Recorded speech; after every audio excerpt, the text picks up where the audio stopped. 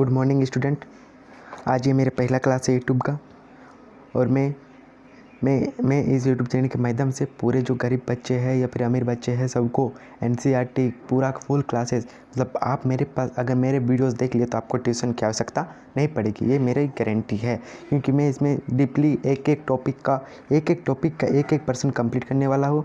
तो आप चाहे कहीं भी हैं, भारत के किसी भी कोने पर हैं, आप ये वीडियो दे सकते हैं। मैं फ्री में नोट्स प्रोवाइड करूँगा, फ्री में वीडियो प्रोवाइड करूँगा, फ्री में जितना कुछ मैं इससे हो सके फ्री में करूँगा। चाहे कुछ भी हो, जो भी हो सके फ्री में करूँगा, किसी के लिए चार्ज नहीं लगाऊँगा। जो भी करूँगा फ्री करूँगा।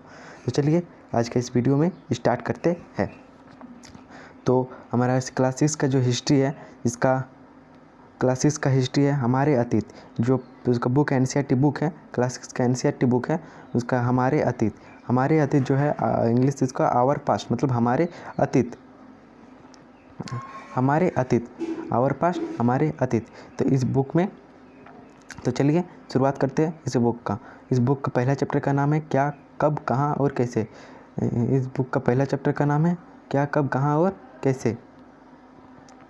क्या, कब, कहाँ और कैसे। तो what, where, how and when. तो चलिए शुरू करते हैं इसके पहला टॉपिक से शुरू करते हैं। सरिता का सवाल। एनसीईआरटी के पहले ही पेज में चैप्टर के थोड़े से नीचे दिया है सरिता जो कि एक लड़की है।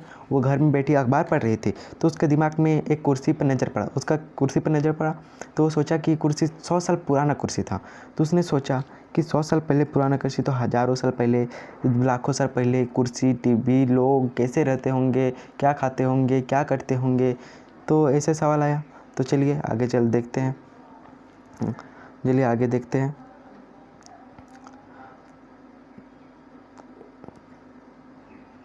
तो कैसे पता लगाए कि कल क्या हुआ था। तो उसके लिए आप क्या कर सकते हैं। उसके लिए आप रेडियो सुन सकते हैं। रेडियो में कोई भी न्यूज़ देख सकते हैं, सुन सकते हैं, कुछ भी कर सकते हैं। आप न्यूज़ पढ़ सकते हैं, अखबार पढ़ सकते हैं, टीवी देख सकते हैं, अखबार पढ़ सकते हैं। इसी से जाना जा सकता है। लेकिन कई वर्षों पहले क्या हुआ था वो कैसे जानें। और जाने और क्या जान सकते हैं कि वर्षों पहले क्या हुआ था, क्या जान सकते हैं और कैसे जानें। तो चलिए आगे बढ़ते हैं। अतीत के बारे में हम क्या क्या जान सकते हैं। इस पहला टॉपिक है अतीत के बारे में हम क्या क्या जान सकते हैं। अतीत के बारे में हम क्या क्या जान सकते थे। तो अतीत के बारे में बहुत कुछ जाना जा सकता है। जैसे लोग क्या खाते थे, कैसे कपड़े पहनते थे, किस तरह के घरों में रहते थे, जाना जा सकता है। हम आखेटक मतलब शिकारिया होता है। पशुपालकों, कृषकों मतलब शासक मतलब जो उस वक्त का शासन हुए। व्यापारियों तो आप जानते हैं, पुरोहितों, शिल्पकारियों, कलाकारों, संगीतकारों या फिर वैज्ञानिक के जीवन के बारे में भी जानकारियाँ प्राप्त कर सकते हैं। और ये कैसे प्राप्त कर सकते हैं हम इस चैप्टर में नहीं पढ़ेंगे, पहले आने वाले चैप्टर्स में पढ़ेंगे। उस समय कौन कौन से खेल खेलते थे, कौन सी कहानियाँ सुनते थे, कौन से नाटक देखा करते थे या फिर कौन कौन से गीत गाते थे, ये सब हम जान सकते हैं, जो कि अतीत के बारे में जाना जा सकता है। यही और इससे ज़्यादा भी जाना सकते हैं, जो कि इस चैप्टर में उतना विघ्न जितना है मैं उतना ही कवर करूँगा। अब तीसरा टॉपिक आ रहा है, लोग कहाँ रहते थे। इतना कुछ तो खाते लेकिन लोग रहते कहाँ थे। तो लोग कहाँ रहते थे। तो सबसे पहला है जो नर्मदा घाटी। आप यहाँ पर देखेंगे कि नर्मदा घाटी, देखिए नर्मदा घाटी भारत के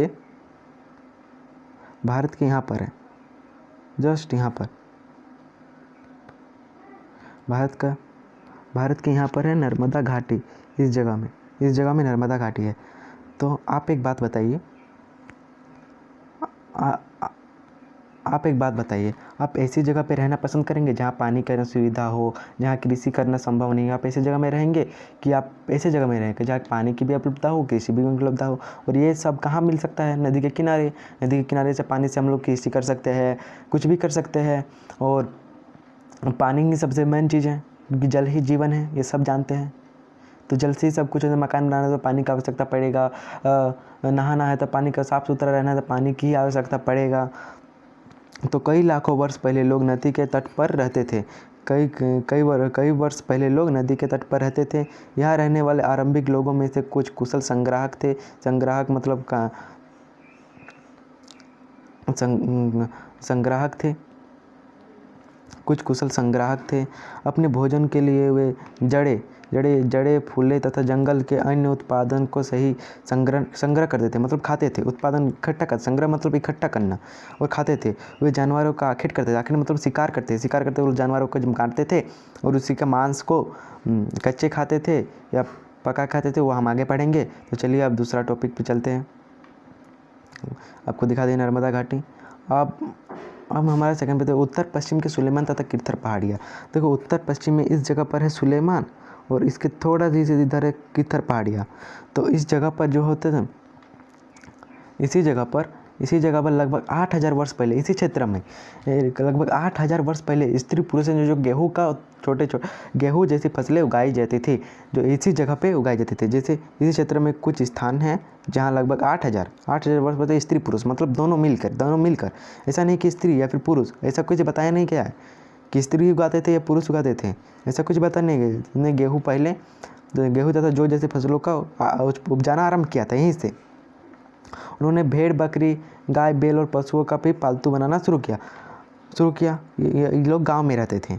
देखिए नदी के किनारे ज़्यादातर गाँव होते हैं, शहर ज़्यादातर समुद्र के किनारे होते हैं। तो चलिए दूसरा टॉपिक देखते हैं। अब उत्तर पूर्व में गारो तथा मध्य भारत में विंध्य पहाड़ियाँ। देखिए इस जगह पे है गारो, इस जगह पे गारो पहाड़ियाँ, इस जगह में है गारो पहाड़ी। आप मैप में देख लीजिएगा, यहाँ पर मैं अच्छा से नहीं दिखा पा रहा हूँ तो आप देख लीजिएगा। यहाँ पर है गारो पहाड़ियाँ और इस जगह पे है गारो तथा विंध्य के यहाँ पर नर्मदा नदी के जस्ट ऊपर है विंध्य की पहाड़ियाँ। यहाँ पर ये पॉइंट हो, यह है विंध्य की पहाड़ियाँ। तो चलिए देखिए ये कुछ मतलब ऐसे स्थान है जहाँ पर कृषि मतलब वहाँ पर जो ज़्यादा था ना, वहाँ पर नर्मदा नदी भी है। पहाड़ी इलाकों में उतना कीजिए, नर्मदा नीचे की जो वो नाम था पहाड़ियाँ, लेकिन वैसा नहीं था। तो इस जगह पर ना कृषि का बहुत ज़्यादा विकास हुआ था उस समय में, अभी के नहीं, उस समय में। ये कुछ ऐसे स्थान है जो जहाँ पर कृषि का विकास हुआ था। कृषि का विकास हुआ जी। यहाँ सबसे पहले चावल उपजाया गया। गेहूँ कहाँ उपजाया गया था? किरथर और सुलेमान के पहाड़ियों, किरथर और सुलेमान में। तो विंध्य उत्तर में स्थित है। चलिए आगे देखते हैं। आपको समझा दिया, मैं अब भी समझा दिए। अभी वाला सिंधु तथा इसकी सहायक नदियाँ। तो आपको बता दूँ, जो सहायक नदियाँ होते हैं, सहायक नदियाँ किसे कहते हैं? सहायक नदियाँ उसे कहते हैं जिसमें नदियाँ जो एक बड़ी नदी में मिल जाती है। जैसे कि बड़ी नदी है, यहाँ से एक बड़ी नदी गुजर रही है, ये बड़ी नदी है, और इसके बगल में कोई नदी है जो क्या कि मिल जा रहा है इसमें, तो नदी तो यही वाला कहलाई है। इसके बाद खत्म हो जा रहा है, तो इसकी ये अगर कोई नदी है, मान ली इसकी नदी का नाम है एक्स, तो इसके जो होगा ना ये तीनों एक्स के सहायक नदियाँ होंगे। तो सहायक नदियाँ उन्हें ही कहते हैं। तो लगभग 47 वर्ष पूर्व इन्हीं नदियों के किनारे कुछ आरंभिक नगर फूले। अगर आप बता सकते हैं तो मेरा आज का होमवर्क यही रहेगा कि 47 से बोले कोई एक सभ्यता थी, तो वो कौन सी सभ्यता थी आप हमें कमेंट में बताइएगा। गंगा व उसकी सहायक नदियों के किनारे समुद्र तटवर्ती इलाकों में नगरों का विकास लगभग 2500 वर्ष पहले हुआ था। 2500 वर्ष पहले जो गंगा नदी और उसकी सहायक नदी थी, लगभग है वहीं पर ज़्यादा लोग बसेंगे तो शहरों का तो होगा ही, नगर बसेंगे, धीरे धीरे गांव बसेंगे, देखा देखी में गांव बसेंगे तो होगा ही। तो चलिए आगे बढ़ते हैं। ये है यहाँ पर सिंधु तथा इसकी सहायक नदियाँ, सिंधु नदियाँ यहाँ पर है, यहाँ से सिंधु नदियाँ है, यहाँ पर भी सिंधु नदी, यहाँ पर गंगा नदी, यहाँ पर सिंधु नदी है। इस जगह में सिंधु नदी है। सिंधु नदी तो यहाँ पर यहीं पर हुआ था। तो चलिए देखते हैं, आगे देखते हैं। गंगा तथा इसकी सहायक नदियाँ। तो सहायक नदी सोन, तो गंगा सहायक नदी का मतलब पता ही है। अब चलिए दिखा देते हैं गंगा नदी। ये देखिए गंगा नदी, ये है गंगा नदी, यहाँ पर है यहाँ पर है गंगा नदी और यहाँ पर है गंगा नदी। तो इसी नदी के किनारे जो हुआ था, गंगा नदी में दक्षिण नदियों के आसपास क्षेत्र प्राचीन काल में मगध, जो कि वर्तमान में है, मगध के बारे में आपको पहले पढ़ाएंगे और आगे पढ़ाएंगे। इसमें बहुत बड़ा मगध में पढ़ना हमको, तो आगे पढ़ाएंगे। तो वर्तमान बिहार है, बिहार के नाम से जाना जाता है। इसके शासक जो थे ना, बहुत शक्तिशाली थे और उन्होंने एक विशाल राज्य, तो अच्छा है अगर हमारा भारत का लीडर अच्छा होगा तो भारत तेज़ी से विकास करेगा। जैसे कि अमेरिका और चीन के शासक बहुत अच्छे हैं, प्रधानमंत्री या फिर राष्ट्रपति बहुत अच्छे हैं, तो उन लोग का विकास हो रहा है, विकास हो रहा है ना, बहुत तेज़ी से विकास हो रहा है। उन लोग सबसे शक्तिशाली देश है, तो शक्तिशाली होंगे, विकास होगा तो शक्तिशाली होंगे, इसीलिए वहाँ के शासक बहुत शक्तिशाली थे। ऐसे गंगा नदी के जो तट पर थे बहुत शक्तिशाली थे। तो वो लोग क्या किया, तो वो लोग शक्तिशाली होंगे तो ज़्यादा विकास होंगे, शासन अच्छा होगा तो विकास होगा, विकास अच्छा होगा तो ना शक्तिशाली होगा तो उसका रोप रहेगा। देखिए कि आपका स्थान में कुछ शक्तिशाली इंसान होते हैं, कुछ शक्तिशाली लोग होते हैं जो कि नेता वगैरह होते हैं, तो उसका रोप पूरे गाँव में चलता है कि नहीं। देश के अन्य हिस्सों में भी ऐसे राज्य की स्थापना होगी। सीधा सीधी है, अगर हम लोग का गाँव में देखिएगा कि अगर कोई लीडर जैसे है कि हम लोग का गांव में, तो देखिएगा 2-4 गांव का भी आदमी उससे डरता है और उसका बात मानता है, तो इसी कारण होता है ऐसा होता है। तो आज के लिए इतना ही। अब बाकी सब, अगर आपको वीडियो पसंद आया तो सब्सक्राइब कीजिएगा, बेल आइकन दबा दीजिएगा, जैसे कि आपको आने वाला नोटिफिकेशन, मेरा जो सीरीज़ चलेगा एनसीईआरटी का वो आपको मिल जाए। और ये मेरा पहला वीडियो था, तो अच्छा प्यार दीजिएगा। तो मैं आगे डेली वीडियो बनाऊंगा, एक और दिन मिस नहीं करूंगा, क्योंकि मेरा एक ही मिशन है कि एजुकेशन फ्री इंडिया हो। जैसे कि सरकारी स्कूल के स्टूडेंट्स जो होते हैं कोचिंग करते हैं, भारी कोचिंग 3-4 कोचिंग करते हैं, मैं उसकी आवश्यकता पड़ने नहीं दूंगा। मैं आपको इंपॉर्टेंट क्वेश्चंस बताऊंगा, सब बताऊंगा। पहले मैं पूरा एनसीईआरटी ख़त्म करूंगा, उसके बाद इंपॉर्टेंट क्वेश्चंस करूंगा, उसके बाद कुछ कराऊंगा। तो अगले वीडियो में हम लोग पढ़ेंगे, अगले वीडियो में हम लोग देश का नाम कैसे पढ़ा वो पढ़ेंगे। तो प्लीज़ सब्सक्राइब कर दीजिएगा, लाइक कर दीजिएगा। Thank you so much, thanks for watching. जय हिंद, जय भारत। मेरा एक ही इरादा, एजुकेशन फ्री भारत है बनाना।